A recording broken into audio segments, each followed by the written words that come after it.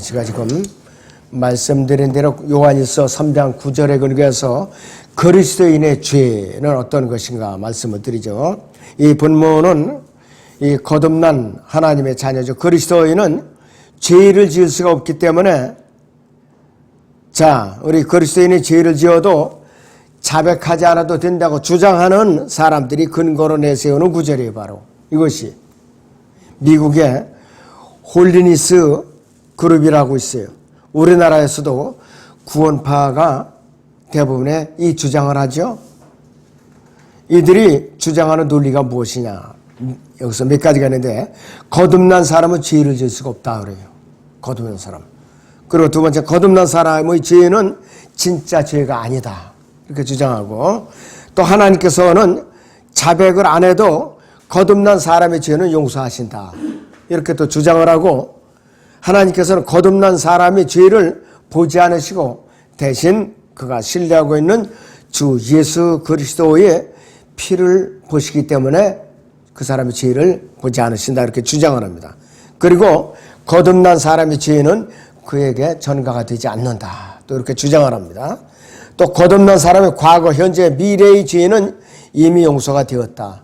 물론 맞죠. 틀린 것은 아니에요. 그러므로 죄를 자백할 필요가 없다 이렇게 주장을 하는 거예요. 잘못 배운 사람들이. 만약 자백을 하면은, 죄를 자백하면은 구원받지 못한 증거라고 주장을 해요. 그럴 때는 구원파 이 사람들은 요즘은 좀 짧아졌대요. 집회기간이. 그전에는 4박 5일간을 꼬박했어요. 요즘은 한 3박 4일 정도 하는 것 같아요. 그는 맨 마지막에 가서 복음을 푼다고 그래요. 이제 창세기부터 시작을 합니다. 그리고 나서는 영접 기도를 안 해요. 내가 이제 깨달았다 그러죠. 그리고 하나님께 박수치게 만들어요. 그게 전부예요. 그게. 예수 그리스도를 믿고 시인하는 그 절차를 생략을 하는 거예요. 그 잘못된 것이죠. 그래서 이들이 주장하는 것은 하나님의 말씀을 갖다가 위반하는 것이요. 요한일서 1장 8절에서 10절을 보죠. 만일 우리에게 아무 죄도 없다고 말하면 우리 자신을 속이는 것이요. 진리가 우리 안에 있지 아니하나. 우리가 우리 죄들을 자백하면 그는 신실하시고 의로우셔서 우리 죄들을 용서하시면 모든 불의에서 우리를 깨끗하게 하시느니라. 만일 우리가 죄를 짓지 아니하다고 말하면 우리는 그분을 거짓말쟁이로 만드는 것이요. 그분의 말씀이 우리 안에 있지 아니하니라 그랬습니다. 그리스도인이 죄를 자백할 필요가 없다면 예수 그리스도께서 지금 셋째 하늘 하나님 보좌 오른편에서 사역을 하고 계시는데 세 가지 사역 중에 한 가지 사역이 필요가 없게 돼요. 대제사장으로서의 사역을 하고 계시죠. 속죄의 제사를 드리세요. 히브리서 4장 14절에 16절인데요. 그 다음에 이 로마서 8장 34절에 있는 대로 중보자의 사역을 하고 계세요. 그리고 요한일서 2장 1절에 있는 대로 우리에게 변호인으로서 역할을 하셔요. 그 변호인의 역할을 하실 필요가 없게 되는 거예요. 이렇게 되면 성경의 교리에 어긋나도 보통 어긋나는 것이 아니에요. 그래서 요한일서 1장 8절에서 10절에서 우리는 누구냐 이겠어요. 요한일서를 기록한 사도 요한도 여기에 포함되어 있는 거예요. 사도 요한도. 사도 요한은 예수 그리스도께서 사랑하시는 12 제자 중에 가장 핵심 멤버예요. 하나님의 모든 계시의 결론인 요한계시록의 저자예요. 역사상 가장 성숙한 그리스도인 중 한 사람이었어요. 바울과 사도 요한. 굉장히 소중한 사람이라서. 우리는 예수 그리스도의 피로서 혼의 구속은 분명히 받았어요. 골로새 1장 14절에 대로. 그러나 아직까지 죄의 본성에서 벗어나지 못한 상태에 있고 더군다나 몸의 구속을 기다리고 있는 상태에 있단 말이에요. 어떻게 거듭난 하나님의 자녀는 죄를 짓지 않는다고 말할 수가 있는가? 대단히 잘못된 교리예요. 더욱이 요한서 1장 9절은 우리에게 우리가 죄를 자백하면은 분명히 우리의 죄를 깨끗하게 해 주신다고 그랬어요. 죄인들의 경우에 죄사함을 받기 위해서는 예수 그리스도를 개인의 주와 구세주로 영접하면 되는 것이에요. 반면에 이미 예수 그리스도를 구세주로 영접한 사람이 죄를 지으면은 어떻게 하나 그 죄를 빨리 자백을 하고 돌이키면 되는 것이에요. 근데 이 절차를 안 해도 된다고 그렇게 하기가 큰일이에요. 그렇기 때문에 영적으로 성장을 못해 이 사람들은.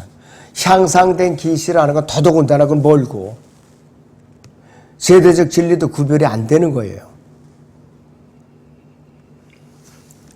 자, 그래서 하나님의 자녀인 우리 그리스도인이 자기가 지은 죄를 자백하지 않으면 비록 그 죄가 갈보리 십자가에서 용서가 되었고 그 죄들이 사함을 받았을지라도 자백하지 않은 죄는 용서받을 수가 없는 거예요.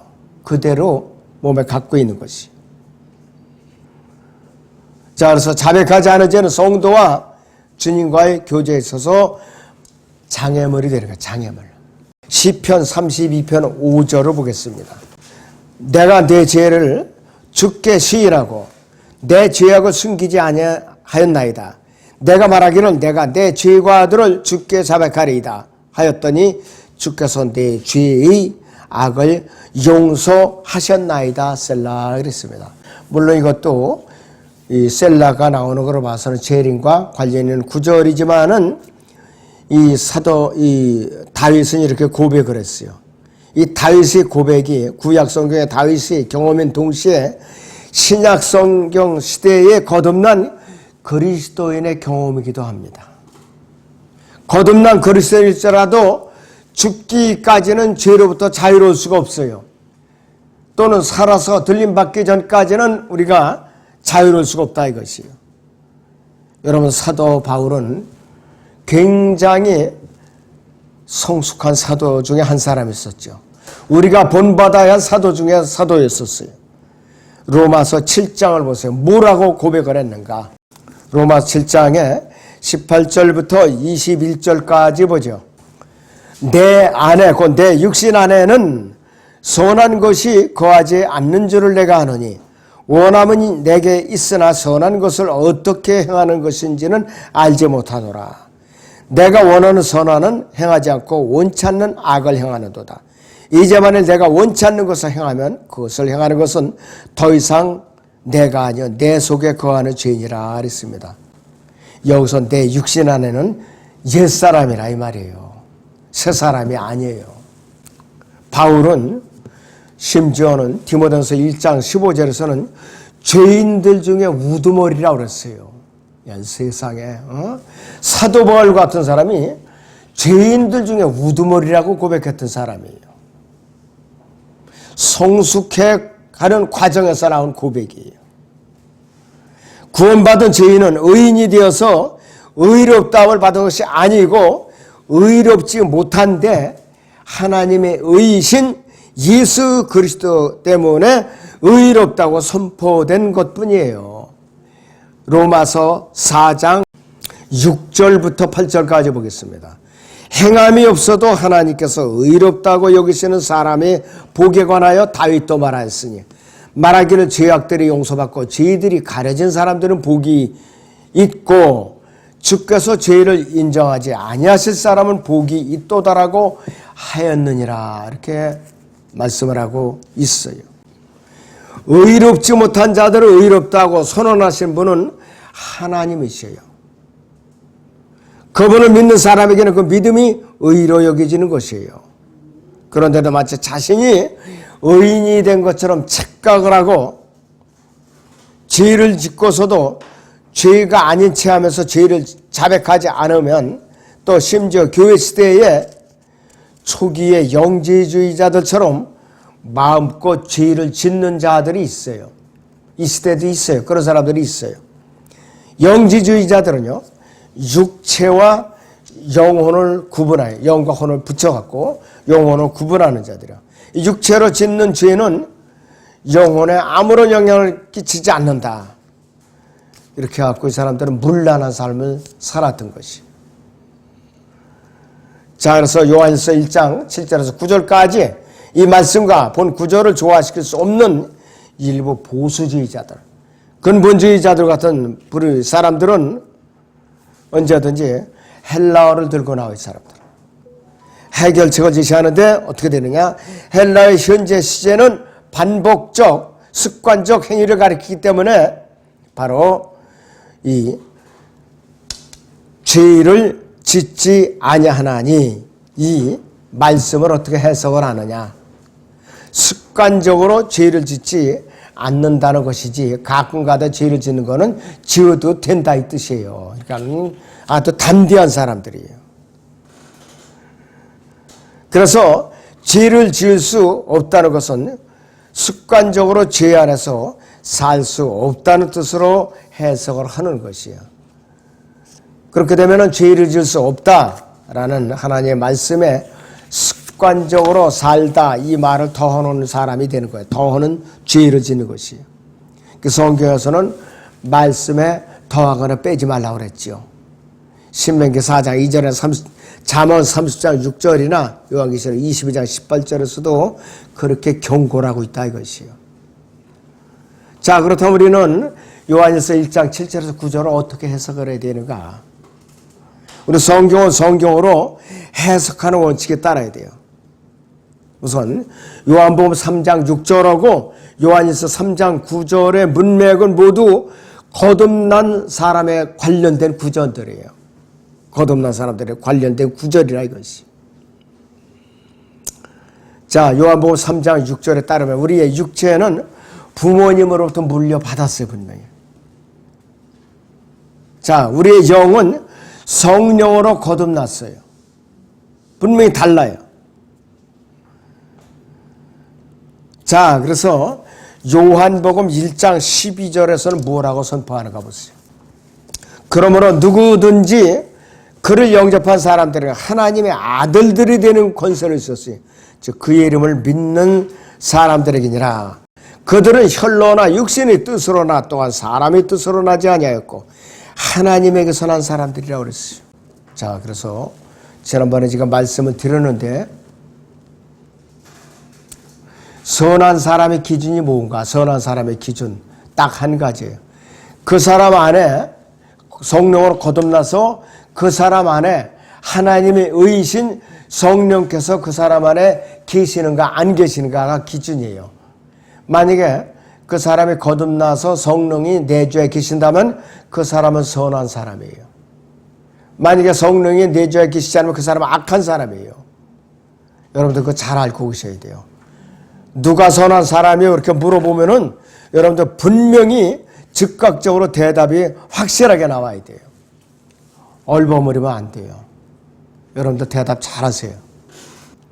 자, 한 죄인이 예수 그리스도를 영접하며 성령께서 그 사람 안에서 들어오셔갖고 아담 안에서 죽은 영을 살려주시는 거거든요. 그것이 거듭남이라 이것이에요. 이 거듭난 영을 성경에서는 속사람이라고 합니다. 이 거듭난 영을 속사람이라고 하는 거예요. 거듭난 사람의 그 몸 안에 거하는 이제 사람의 몸에 들어가서 죽은 영을 살려내는데 거듭난 영은 속사람이라고 한다 이것이에요. 속사람. 자, 고린도 후서 4장 16절 보죠. 이런 까닭에 우리가 낙심하지 않으노라. 오히려 우리의 겉사람이 썩어질지라도 우리의 속사람은 날마다 새로워지나니 이랬어요. 우리의 속사람은 날마다 새로워지나니 이랬어요. 여기 속사람은 거듭난 영을 말하는 것이에요. 새 사람이라고 불러요. 골로새서 3장 10절을 보죠. 그를 창조하신 분의 형상을 따라 지식 안에서 새롭게 된 새 사람을 입었으니 그랬어요. 새 사람, 속사람이에요. 성령으로 거듭난 사람, 거듭난 영을 말하는 것이. 그래서 이 새 사람은 예수 그리스도와 연합되어 있는 사람이에요. 예수 그리스도와 연합되어 있는 사람이에요. 그리고 죄를 짓지 아니하고 죄를 지을 수도 없는 사람이에요. 이 세 사람 자체는. 고린도 전서 6장 27절을 봅니다. 그러나 주와 합하는 자는 한 영이니라 그랬습니다. 자, 그래서 이 거듭난 영, 속사람은 죄를 지을 수가 없는 것이에요. 하나님의 씨가 이 세 사람 안에 거하는 것이에요. 바울은 자신 안에, 즉 자신의 옛사람인 육체 안에는 선한 것이 없다고 고백을 했어요.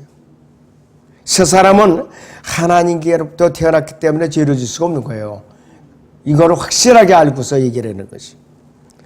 우리의 새 사람은 성령을 따라서 사는 사람, 성령을 따라서. 우리의 옛사람은 늘 죄의 종로로 서라는 것이에요. 죄의 종로로 서라는 것이. 이 사람들은 언제든지 마음의 평안함이 있는 사람. 왜? 진리를 아니까. 그래서 요한복음 8장 32절에 있는 대로 진리를 알게 되리니 그 진리가 너희를 자유롭게 하리라고 그랬어요. 진리를 모르면은 늘 죄의 족쇄에 매어가지고서 평안함이 없어요. 양심의 자유가 없는 것이에요. 아주 엄청난 시련이라 이것이. 바울은 육신을 따라 행하지 아니하고 성령을 따라 행하는 자들은 결코 정죄함이 없다고 그랬어요. 로마서 8장 1절 보세요. 이거 여러분들이 구분을 잘 하셔야 됩니다. 로마서 8장 1절을 보세요. 그 전에 먼저 로마 7장 22절에서 25절을 보죠. 사도 바울이 얼마나 고통을 당하는가. 내가 속사람을 따라서 하나님의 법을 즐거워하나 내 지체들 속에 있는 또 하나의 법이 내 생각의 법과 싸워 나를 내 지체들 속에 있는 죄의 법에게로 사로잡아오는 것을 보는도다. 오, 나는 비참한 사람이로다. 누가 이 사망의 몸에서 나를 구해낼 것인가. 예수 그리스도 우리 주를 통하여 하나님께 감사하노라. 그러므로 내 자신이 생각으로는 하나님의 법을 섬기지만 육신으로는 죄의 법을 섬기노라 그랬어요. 새 사람으로는 하나님을 섬기지만 그 뜻이에요. 육신, 옛사람으로는 죄의 법을 섬기노라고 뜻이에요. 그 다음에 8장 1절을 보면 그러므로 이제 그리스도 예수 안에 있는 자들에게는 결코 정죄함이 없나니 그들은 육신을 따라 행하지 아니하고 성령을 따라 행하느니라 그랬어요. 이는 그리스도 예수 안에 있는 생명의 성령의 법이 죄와 사망의 법에서 나를 해방시켰기 때문이라 그랬어요. 4절 이는 율법의 의가 우리 안에서 이루어지게 하려 함이니라. 우리는 육신을 따라 행하지 않고 성령을 따라 행하는 자들이라고 그랬어요. 그러니까 자유함이 있어요. 그러니까 새 사람은 죄를 안 짓는 거예요. 자, 그런데 그리스도인이라고 할지라도요, 육신을 따라 살면 언제든지 죽을 수가 있어요. 육신적인 죽음이 뒤따른다 이것이에요. 로마서 8장 13절을 봅니다. 너희가 육신을 따라 살면 죽을 것이나 성령을 통하여 몸이 행실을 죽이며 살리라 그랬습니다. 고린도 교회에는요, 육신을 따라 살다가 상당수가 병이 들어서 죽은 사람들이 있다고 그랬어요. 주의 만찬하는 날 술이 잔뜩 채가지고 와갖고 불결한 마음을 갖고 주의 만찬에 참여했다가 징계를 받아서 죽은 사람들이 있었어요. 거듭난 그리스도인이 로마서 12장 1절에서 2절에 따라서 자신의 몸을 산 제물로 하나님께 이제 드리면은 어떻게 되는가? 이거 헌신인데요. 세상과 일치하지 아니하면은 어떻게 되느냐? 그 사람은 새롭게 변화받은 거예요. 생각의 변화를 받아서 영적으로 생각하는 것이에요. 육신적인 생각이 아니라. 하나님의 선하시고 기뻐하시고 온전하신 뜻을 분별한 후에 자기 자신의 죄에게는 죽은 자요 예수 그리스도 우리 주로 말미암아 하나님께는 산 자로 여기는 사람은 어떻게 되느냐? 계속해서 이 사람은 죄를 짓더라도 바로 자백하고 돌이키는 사람이에요. 자, 하나님께 산 자로 여긴다고 그러는데 이 산 자는 속사람을 말하는 것이에요. 로마서 6장의 11절을 보겠습니다. 이와 같이 너희도 너희 자신을 정령 죄에게는 죽은 자여 예수 그리스도로 우리 죄로 말미암아 하나님께는 산 자로 여기라 그랬습니다. 그러므로 너희는 죄가 너희 죽을 몸 안에서 군림하지 못하게 하여 몸의 정욕 가운데 죄에게 순종하지 말고 또 너희 지체를 불의의 뱅기로 죄에게 내어주지 말고 다만 너희 자신을 죽은 자들로부터 살아난 자들처럼 하나님께 드리면 너희 지체를 의의 뱅기로 하나님께 드리라 그랬습니다. 그래서 이 우리 자신을 죄에게는 죽은 자로 여기고 또 예수 그리스도께는 산 자로 여기라 이것이에요. 하나님께는 산 자, 속사람으로 여기라는 뜻이에요. 새 사람으로 여기라 이것이에요. 왜? 내 몸은 아직 변화를 받지 못했어요. 여전히 죄가 붙들고 있다 이것이에요. 자, 그런데 우리가 24시간 1년 내내 죄를 안 짓고 살 수가 있는가? 불가능하다 이것이에요. 그래서 하나님 아버지께서는 우리 그리스도인들을 죄를 지을 것을 미리 아시고 어떤 대비책을 마련해 놓으셨느냐. 요한일서 1장 9절을 다시 보죠. 우리가 우리 죄들을 자백하면 그는 신실하시고 의로우셔서 우리 죄들을 용서하시며 모든 불의에서 우리를 깨끗하게 하시느니라 그랬어요. 이렇게 자백을 하고 돌이키면 용서받는다 이것이. 그러면은 2장 1절에 있는 대로 나의 어린 자녀들아 내가 이런 것들을 너에게 쓰는 것은 너희로 죄를 짓지 않게 하려는 것이라. 그러나 만일 누가 죄를 지으면 우리에게 아버지와 함께 있는 한 변호인이 있으니 곧 의인이신 예수 그리스도시라 그랬습니다. 구약에서도요 유대인들 이스라엘이 십계명을 지킬 수 없다는 걸 주님 하나님께서 아셔요. 그 방비책으로 성막을 지으시라고 그런 거예요. 죄를 지을 때마다 제물을 가져와서 제사장에게 이실 짓고 하면은 짐승의 머리에다 안수해 갖고 대신 넘기고 그 사람이 대속을 받는 거예요. 완전히 제거되는 것은 아니에요. 그때 용서를 받았다 이거예요. 그래서 성막을 지어놓은 거예요. 예수 그리스도의 모형이죠, 그것이. 자, 만약 이 시대에 그리스도인이 죄를 짓고 자백하지 않는다면은 물론 지옥은 가지 않죠. 이 땅에서 구원의 기쁨을 일 뿐만 아니라 아무런 열매도 맺을 수가 없어요. 그리스도의 심판서부터 상급도 없고 유업도 모두 다 잃어버리고 만다 그랬어요. 아무것도 받을 것이 없어요. 에베소서 5장 5절을 보죠.